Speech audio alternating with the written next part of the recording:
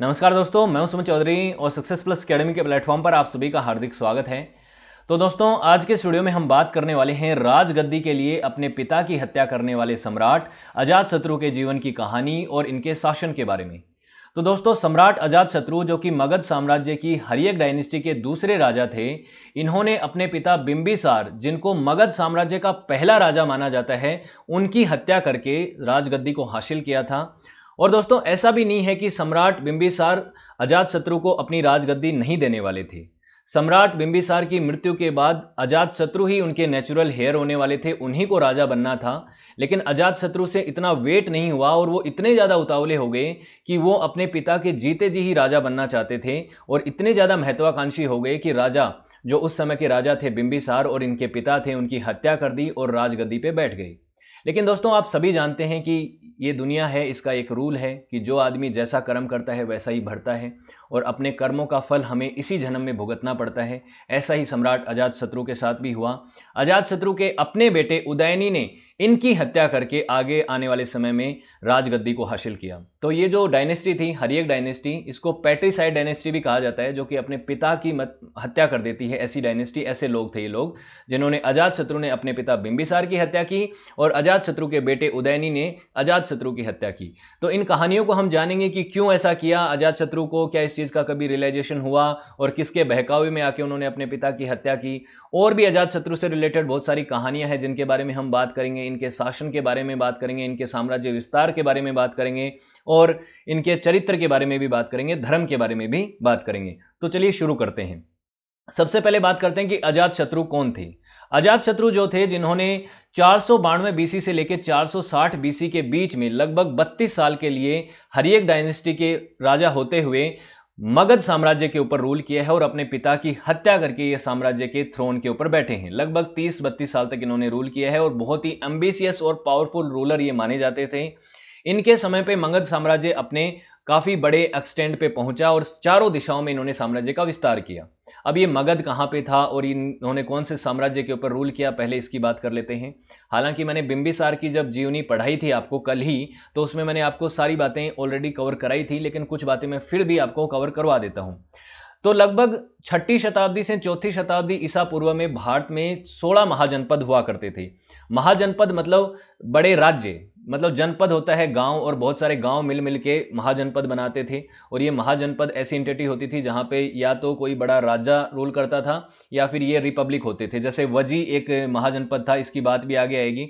इसको बहुत सारी अलग अलग क्लैन जो है मिलके रूल किया करती थी, जिस ये रिपब्लिक हुआ करता था कुछ हद तक, और अलग अलग क्लैंस की इसके अंदर डोमिनेंस हुआ करती थी। लेकिन हमें जिस राज्य की बात करनी है वो है मगध। मगध यहाँ पे आज के समय बिहार वाला जो क्षेत्र है, यहाँ से शुरू हुआ था। इसकी राजधानी सबसे पहले राजगीर थी, उसके बाद पाटलिपुत्र बनी, उसके बाद एक बार वैशाली भी बनी थी, लेकिन मेन इसकी राजधानी पाटलिपुत्र रही है एक लंबे समय तक। और मगध प्राचीन भारत के इतिहास में सबसे महत्वपूर्ण क्षेत्र था, जहां पे जिस राजा ने मगध को जीत लिया वो मान लीजिए पूरे भारत के ऊपर रूल करेगा। 16 महाजनपद थे, इसमें मगध बहुत इंपॉर्टेंट था, अवंती बहुत ही पावरफुल था। उसके अलावा कुरु के बारे में आपने महाभारत में सुना होगा, ये बहुत इंपॉर्टेंट था, जिसकी राजधानी हस्तिनापुर और बाद में इंद्रप्रस्थ भी रही थी। कौरवों पांडवों के बीच का कॉन्फ्लिक्ट इस क्षेत्र में हुआ था। तो ये कई सारे यहाँ पे महाजनपद थे। काशी भी एक इंपॉर्टेंट जगह थी, यानी आज का वाराणसी शहर, जो कि हिंदू धर्म के लोगों के लिए एक बहुत ही होलीएस्ट साइट है। उसके अलावा साउथ इंडिया की तरफ कृष्णा नदी तक ये महाजनपद फैले हुए थे, जहां पे असक जो है सबसे इधर का साउथ वाला महाजनपद हुआ करता था। अब बात करते हैं मगध की। मगध जो है इन सभी महाजनपदों में सबसे ज्यादा पावरफुल होकर निकला। और लगभग आप जानते हैं कि बिंबिसार के समय, मैंने जब आपको पढ़ाया था, राजगृह को उसने स्टैब्लिश किया था और इस राजधानी के आसपास के क्षेत्र को जीत के मगध साम्राज्य की नींव रख दी थी। यहां से राइज होता है मगध का। लेकिन उसके बाद अजातशत्रु जब राजा बनता है तो उसके बाद ये जो ग्रीन कलर का जो क्षेत्र है, ये पूरा मगध के पूरी डोमिनेंस में आ जाता है और मगध इस पूरे क्षेत्र के ऊपर रूल करता है। उसके बाद मगध कभी पीछे मुड़ के देखता नहीं है। यहाँ आने वाली नई डायनेस्टी जो है, शिशुनाग डायनेस्टी, फिर नंदा डायनेस्टी, उसके बाद मौर्य साम्राज्य, इन्होंने अपने क्षेत्र का विस्तार करते करते पूरे भारतवर्ष पे रूल किया है। मगध डायनेस्टी की बात करें, सॉरी मौर्य डायनेस्टी की बात करें, उन्होंने तो लगभग पूरे इंडियन सबकॉन्टिनेंट के ऊपर रूल किया है। भारत, पाकिस्तान, नेपाल, भूटान, बर्मा और बांग्लादेश और अफगानिस्तान के भी कुछ हिस्सों के ऊपर रूल किया है। तो इतना बड़ा साम्राज्य था, जो इसकी शुरुआत इसी मगध से हुई। और इसमें इस मगध के अंदर शुरुआत में 3 डायनेस्टीज थी जिन्होंने रूल किया। एक थी हर्यक डायनेस्टी, जिसकी हम बात कर ही रहे हैं, जिसके राजा बिंबिसार थे। उसके बाद अजातशत्रु आए, उसके बाद उदयन आए, उसके बाद एक राजा और आए थे, इतने इंपॉर्टेंट नहीं है, नागासेन शायद उनका नाम था, याद नहीं आ रहा मेरे को, एक बार मैं आगे आपको बताऊंगा क्या नाम था, नागासाका, हाँ, ये लास्ट राजा थे इस डायनेस्टी के। तो इन्होंने लगभग 544 से लेके 413 बीसी तक रूल किया है। उसके बाद शिशुनाग डायनेस्टी आई, इसकी नींव शिशुनाग ने रखी थी। फिर काल अशोक नाम के एक इंपॉर्टेंट राजा आते हैं इसमें। उसके बाद नंदा डायनेस्टी आई, इस नंदा डायनेस्टी के अंतिम राजा धनानंद को ही हरा के चंद्रगुप्त मौर्य ने अपना साम्राज्य विस्तारित किया था, उसकी नींव रखी थी। तो ये इंपॉर्टेंट डायनेस्टीज हैं। फाइनली बात करते हैं हमारे अजातशत्रु की, उसकी अर्ली लाइफ की, कि बचपन कैसा रहा, कैसे कहाँ जन्म हुआ, कौन राजा के बेटे थे, कहाँ क्या क्या हुआ। तो देखिए, अजातशत्रु और बिंबिसार के बारे में जो ज़्यादातर आपको इन्फॉर्मेशन मिलती है वो बुद्धिस्ट और जैनिस्ट सोर्सेज से मिलती है। बौद्ध धर्म के ये अनुयायी थे बहुत बड़े, ज़्यादातर ये मान्यता मानी जाती है। जैन धर्म के लोग भी क्लेम करते हैं कि बिंबिसार और अजातशत्रु जैन धर्म को मानते थे, लेकिन अजातशत्रु और बिंबिसार के बारे में ज़्यादा मान्यता ये मानी जाती है कि ये बौद्ध धर्म को अपना के मानते थे। और गौतम बुद्धा और महावीर स्वामी दोनों ही बिंबिसार और अजातशत्रु के समकालीन थे, तो ये भी एक बड़ी बात है। तो माना जाता है कि अजातशत्रु के जो माँ थी, इनका नाम था कौशला देवी, इनकी माँ का नाम था, और इनको वैदेयी कहा जाता था, वैदेयी, इसीलिए इनको कई बार इनका नाम वैदेयी पुत्र भी कहा जाता है। पुराने समय पे अपने माँ के नाम पे जाना जाता था उनको, तो उसके माँ के नाम के आगे पुत्र लगा दिया जाता था। जैसे श्री कृष्ण जी को कहा जाता है देवकी नंदन, मतलब देवकी के बेटे, तो ये है। तो कुंती के बेटों कौनते, ये जो चीज़ें कही जाती थी, ये वो जमाना था। तो उस समय ये चीज़ें हैं। बौद्ध धर्म के जो त्रिपिटिका हैं, इनमें लिखा हुआ है। उसके अलावा जैन आगम्स जो ग्रंथ हैं, उनके अंदर भी इनके बारे में स्टोरीज मिलती हैं। जैन ट्रेडिशन के अकॉर्डिंग अजातशत्रु के जो पिता हैं वो तो बिंबिसार हैं ही, ऑब्वियसली। इनकी माँ का नाम छेलना था, लेकिन बुद्धिस्ट ट्रेडिशन के हिसाब से इनकी माँ का नाम कौशला देवी था। और अजातशत्रु का मतलब क्या होता है, देखिए, ये दोनों माँ का नाम अलग अलग जगहों पे अलग अलग दे रखा है, ज़्यादा इसमें कंफ्यूज होने की ज़रूरत नहीं है। कोई इशू नहीं है इतना बड़ा, कोई पूछेगा नहीं आपसे। लेकिन अजातशत्रु का नाम का मतलब क्या होता है? अजातशत्रु, जिसका कोई भी शत्रु पैदा ही नहीं हुआ, या फिर कोई ऐसा व्यक्ति जो जन्मजात विक्टोरियस है, जिसको हराया ही नहीं जा सकता, ये मतलब होता है अजातशत्रु का। तो बहुत ही पावरफुल नेम है अजातशत्रु, ये इनका नाम रखा गया था। उसके बाद इनके बारे में एक गजब की कहानी है, ये समझिएगा आप। इनका नाम कुनिक क्यों पड़ा, कुनिका क्यों पड़ा, ये समझिए। तो एक बार की बात है, इनकी माँ जो चेलना है वो प्रेग्नेंट थी और ये पेट में थे उस समय। तो उनकी इच्छा हुई, चेलना की क्या इच्छा हुई कि वो बिंबिसार का मांस खाना चाहती हैं और शराब पीना चाहती हैं। बड़ी अजीब सी और बड़ी ही खतरनाक तरीके की ये इनकी डिज़ायर थी। आप ये सोचिए कि जब कोई विमेन जो है वो प्रेग्नेंट होती है, तो उसका खट्टा खाने का और ये सब बातें तो आपने सुनी होंगी, लेकिन अपने पति का मांस खाना चाहती है, बड़ी कमाल की बात है। तो बिंबिसार का मांस खाने की इनकी इच्छा थी। तो ये बात इनके एक और रानी के बेटे अभय को पता चली। नंदा दूसरी रानी थी, उनसे एक बेटा था इनका अभय कुमार, उनको पता चली। तो उन्होंने सोचा कि ये अपने पिता का मांस थोड़ी दे सकते थे, तो इन्होंने एक वाइल्ड फ्रूट, एक जंगली ऐसा फ्रूट लेके आए जो कि हार्ट जैसे शेप का था, और ये चेलना को दे दिया। अब ये चेलना ने फ्रूट तो खा लिया, लेकिन उसके बाद उसको बहुत ज़्यादा पश्चाताप हुआ कि उन्होंने किस तरीके की विश रखी कि वो अपने पति का मांस खाना चाहती हैं। ये किस तरीके की उनकी इच्छा है। तो उन्होंने कहा कि ये जो इच्छा है ये मेरी नहीं थी, ये जो पेट में पल रहा बच्चा है उसकी इच्छा थी। तो ये जो बच्चा है ये गलत है, ये मैं गलत नहीं हूँ। और इस बच्चे के ऊपर इन्होंने ये पूरा का पूरा आरोप लगा दिया। आरोप मढ़ने के बाद उन्होंने कहा कि ये जो बच्चा है ये तो परिवार के लिए खतरनाक साबित होगा, ये तो अपने पिता का मांस मांग रहा है पेट में रहते रहते ही, तो ये आने वाले समय में तो पता नहीं क्या करेगा। इसीलिए जब ये बेटा पैदा हुआ तो ये जो रानी थी चेलना, इन्होंने अपने बेटे को कूड़ेदान में फेंक दिया, महल के किसी कोने में फेंक दिया। आप कहेंगे कि अजातशत्रु का तो पता नहीं, लेकिन इनकी माँ जो है वो शुरुआत से ही कहीं ना कहीं साइको थी। कहीं ना कहीं लग ही रहा है इनका जिस तरीके का एटीट्यूड है। इन्होंने अपने बेटे को गार्बेज में फेंक दिया, अपने पति के मांस की वो मांग कर रही हैं जब प्रेग्नेंट हैं उस समय। तो ये चीज़ हुई, तो उसके बाद अपने बेटे को डंप में फेंक दिया, गार्बेज में। और वहाँ पे फेंकते ही एक जो मुर्गा था उसने उसकी उंगली को, छोटे बच्चे की उंगली को काट लिया, जिससे उसकी उंगली में ब्लीडिंग होने लग गई।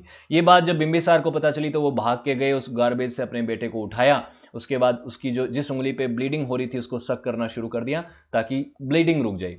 ब्लीडिंग नहीं रुकी जब तक उन्होंने शक किया, और शक करते करते जब ब्लीडिंग रुक रही थी उस समय जो उंगली का टेस्ट है वो कड़वा हो गया। जब ब्लीडिंग आप इतना शक करोगे तो ब्लीडिंग की वजह से क्या हो जाएगा, सोर हो जाएगा टेस्ट। उस सोर टेस्ट की वजह से इनका नाम जो है कुनिक पड़ा, और कुनिक का मतलब होता है जिसकी उंगली ही क्या हो, कड़वी हो। तो कुनिक नाम इनका ऐसा पड़ा। बड़ी इंटरेस्टिंग सी कहानी है, किस तरीके की बातें इसमें हुई हैं जो यहाँ पे अलग अलग टेक्स्ट में आपको पता चलती हैं। अब बात करते हैं इनके रूल की। इनके रूल को समझने से पहले थोड़ा सा हमें इनके पिता के रूल यानी बिंबिसार के रूल को समझना पड़ेगा। भारत के इतिहास में मगध साम्राज्य के पहले राजा के तौर पे बिंबिसार को जाना जाता है। हालांकि माइथोलॉजिकल कैरेक्टर्स भी हैं और अलग अलग जरासंध जैसे राजाओं की भी बात होती है, लेकिन बिंबिसार वो राजा हैं जिनके बारे में बहुत सारे एविडेंस भी मिलते हैं और उनके बारे में हिस्टोरिकली फैक्ट मिलते हैं। तो बिंबिसार जो है पहले राजा थे, उन्होंने राजगीर नाम के शहर की स्थापना करी थी। इसको राजगृह कहा जाता था उसमें, लेकिन अब इसको राजगीर कहा जाता है। बिहार में ये शहर है और ये काफ़ी नेचुरल ऐसे प्लेस पे बसा हुआ शहर है जो फोर्टिफाइड है ऑलरेडी, जिसमें चारों तरफ पहाड़ हैं और जिस क्षेत्र में पहाड़ नहीं थे वहाँ पे भी अजातशत्रु ने बाद में दीवारें खींच दी थी ताकि ये जो पूरा शहर है ये एक फोर्ट की तरह हो जाए।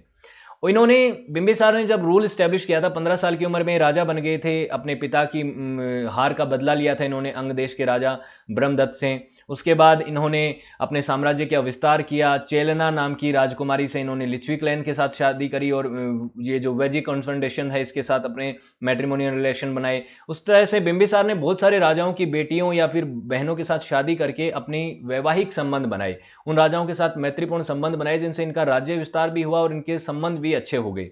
तो ये बिंबिसार का काम करने का तरीका था। लेकिन उसके बाद अजातशत्रु का राइज होता है। अजातशत्रु का काम करने का तरीका थोड़ा अलग था। अजातशत्रु को बिंबिसार ने अपने शुरुआती कैंपेन से ही अपने साथ रखा था। अंग देश का जब कैंपेन किया था उसके बाद अपने बेटे अजातशत्रु को उन्होंने वहाँ का गवर्नर नियुक्त कर दिया था, वहाँ का राज्यपाल एक तरह से बना दिया था। और अंग देश यानी कि आज समय का वेस्ट बंगाल, बांग्लादेश और उड़ीसा वाला जो क्षेत्र था इसको अंग देश का कहा जाता था। मैं आपको मैप में एक बार फिर से दिखा देता हूँ, अभी आपको मिल जाएगा। ये अंग देश था, इसकी राजधानी चंपा थी। इस क्षेत्र में अंग देश हुआ करता था। यहीं से शुरुआत हुई थी इनके बिंबिसार के सक्सेशन की और इनके थ्रोन एक्सेशन की। अब बात आती है अजातशत्रु का राइज ऐसे हो चुका था, अजातशत्रु को गवर्नर बना दिया था। लेकिन अजातशत्रु जो है वो इतने से खुश नहीं था। वो एक राज्य का, एक क्षेत्र विशेष का गवर्नर बनके खुश नहीं था। वो बहुत ज्यादा महत्वाकांक्षी आदमी था। उसका मानना था कि मुझे तो राजा बनना है जल्दी से जल्दी। बिंबिसार ने 50-52 साल तक रूल किया है और अब वो बिंबिसार की मृत्यु का वेट कर रहा था। उससे वेट नहीं हुआ, उससे ये नहीं हुआ कि वो आगे चल के राजा बन सकता है। उसने अपने पिता की हत्या करने तक के लिए वो तैयार था। तो इतना ज़्यादा, जबकि बिंबिसार अपने बेटे के ऊपर भरोसा भी करते थे, अजातशत्रु को अपना आदर्श हेर भी मानते थे। वो मानते थे कि यही मेरे बाद में राजा बनना चाहिए, लेकिन उसके बावजूद भी बिंबिसार का भरोसा उनके अपने बेटे ने तोड़ा और उसके बाद उनकी हत्या भी करी। कैसे करी? अलग अलग टेक्स्ट में ऐसा पता चलता है कि जो बुद्धिस्ट सोर्सेज हैं उसमें ये पता चलता है कि गौतम बुद्धा के एक कजिन थे जिनका नाम था देवदत्त।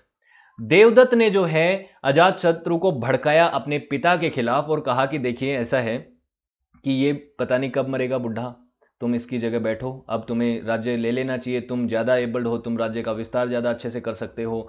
तुम्हें पता नहीं है कि बिंबिसार ने भी अपने पिता की हत्या की थी। ऐसा कोई सोर्स प्रमाण नहीं करता कि बिंबिसार ने अपने पिता की हत्या की थी, लेकिन फिर भी इन्होंने इसके खिलाफ भड़काया।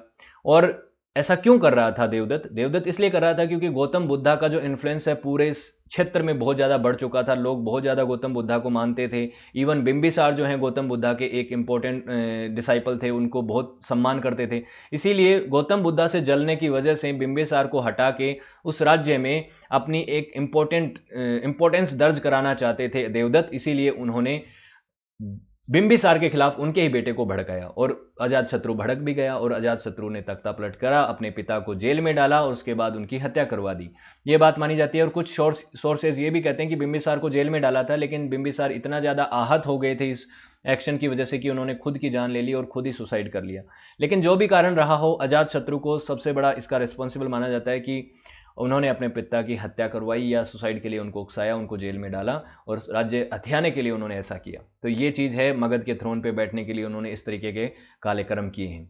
उसके बाद काशी को जीतने के लिए इन्होंने अभियान किया।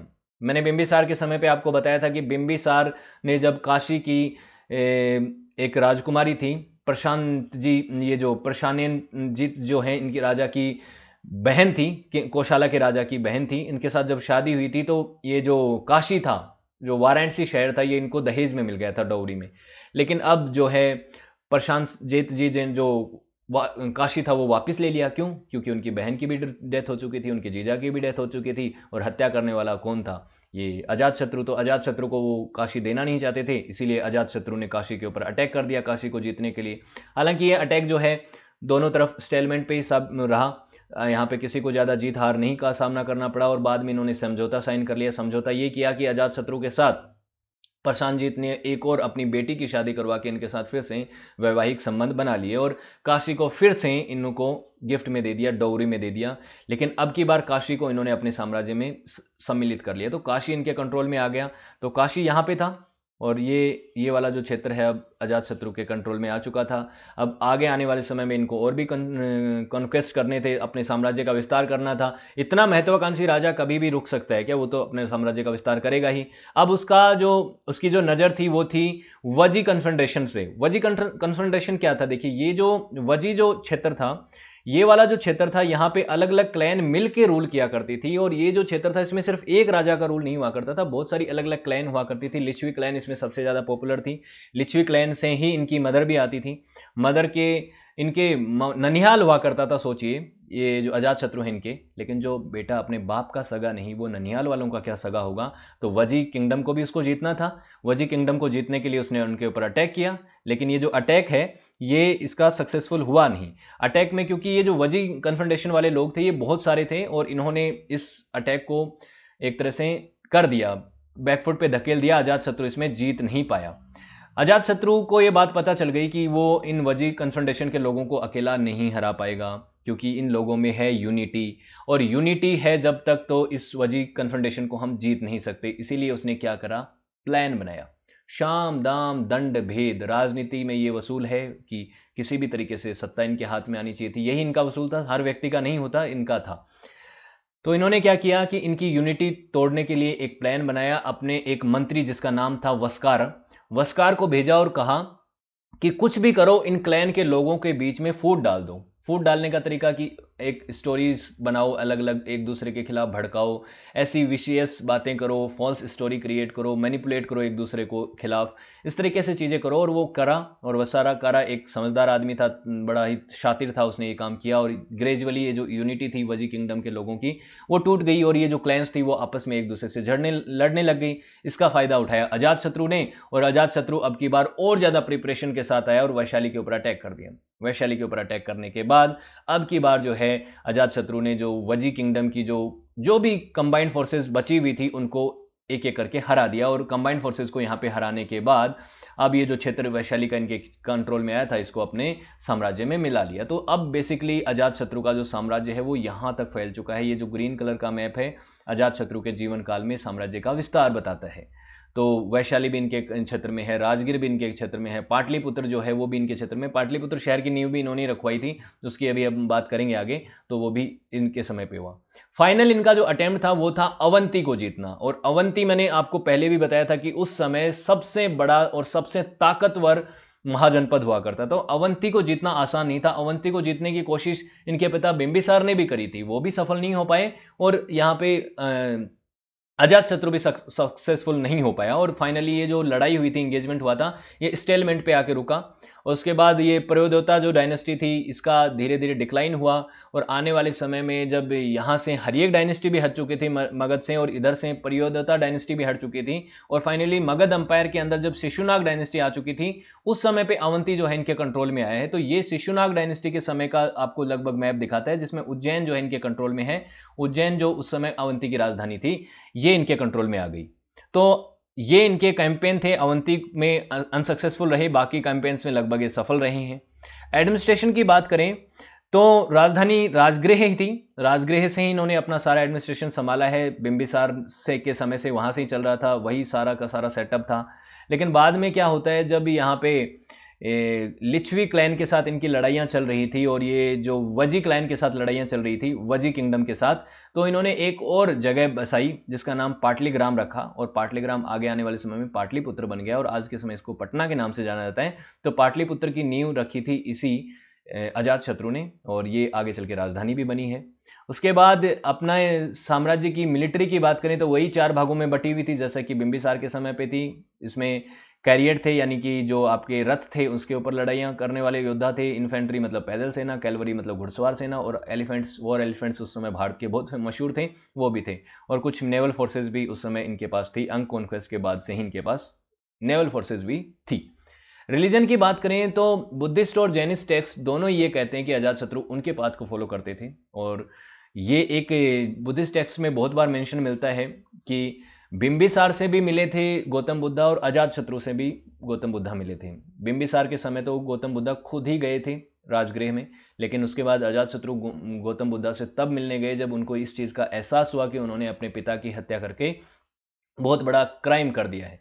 उसके बाद उनसे वो पश्चाताप की बात करते हैं, ये सब बातें चलती हैं उनकी। और इसके बाद उन्होंने पहली बुद्धिस्ट काउंसिल भी चलवाई थी, उसको भी इन्होंने किया था। मैंने आपको बुद्धिज़्म के वीडियो में बताया था ये बात। बुद्धिज़्म जैनिज़्म का मैं हिस्ट्री आपको पढ़ा चुका हूँ, उनकी फिलोसॉफी भी बता चुका हूँ।